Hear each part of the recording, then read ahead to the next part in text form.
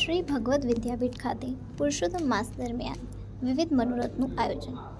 શ્રી ભાગવત ઋષિ શ્રી ભાગવત વિદ્યાપીઠમાં સંસ્કૃત તેમજ વેદ ઉપનિષદોને અભ્યાસ કરેલા ઋષિકુમારો વિવિધ વિશ્વવિદ્યાલયોમાં ઉચ્ચ પદ ધરાવે છે.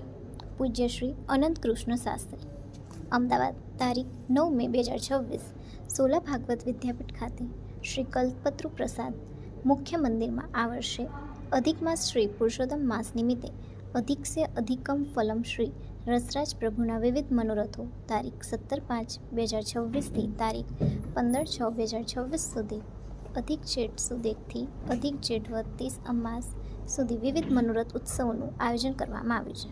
તેમજ ભાગવત વિદ્યાપીઠ ખાતે સંસ્થામાં અભ્યાસ કરતા ઋષિકુમાર માટે સુંદર રહેવાની વ્યવસ્થા સગવડ સ્વરૂપે આગામી સમયમાં ભવ્ય નૂતન છાત્રાલય ભવનનું નિર્માણ કાર્ય હાથ ધરાવવાનું આયોજન પણ કરવામાં આવ્યું છે.